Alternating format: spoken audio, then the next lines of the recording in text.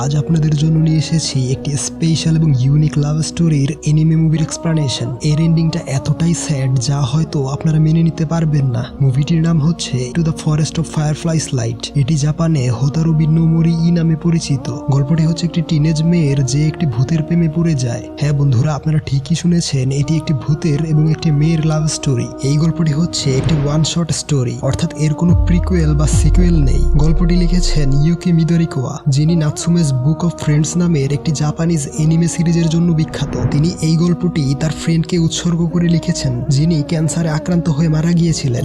IMDb-তে এর রেটিং হচ্ছে 7.9 এবং মাই অ্যানিমে লিস্টে 8.3।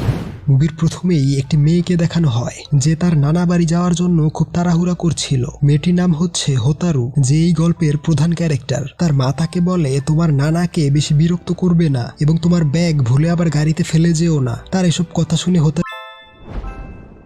বন্ধুরা, আজ আপনাদের জন্য নিয়ে এসেছি একটি স্পেশাল এবং ইউনিক লাভ স্টোরির এনিমে মুভির এক্সপ্লানেশন। এর এন্ডিংটা এতটাই স্যাড যা হয়তো আপনারা মেনে নিতে পারবেন না। মুভিটির নাম হচ্ছে to the forest of fireflies light. এটি জাপানে হোতারু বিন্নোমোরি ই নামে পরিচিত। গল্পটি হচ্ছে একটি টিনেজ মেয়ের যে একটি ভূতের প্রেমে পড়ে যায়। হ্যাঁ বন্ধুরা, আপনারা ঠিকই শুনেছেন, এটি একটি ভূতের এবং একটি মেয়ের লাভ স্টোরি। এই গল্পটি হচ্ছে একটি ওয়ান শট স্টোরি, অর্থাৎ এর কোনো প্রিকুয়েল বা সিকুয়েল নেই। গল্পটি লিখেছেন ইউকি মিদোরিকাওয়া, যিনি নাৎসুমেস বুক অফ ফ্রেন্ডস নামের একটি জাপানিজ এনিমে সিরিজের জন্য বিখ্যাত। তিনি এই গল্পটি তার ফ্রেন্ডকে উৎসর্গ করে লিখেছেন, যিনি ক্যান্সারে আক্রান্ত হয়ে মারা গিয়েছিলেন। IMDb-তে এর রেটিং হচ্ছে 7.9 এবং মাই অ্যানিমে লিস্টে 8.3।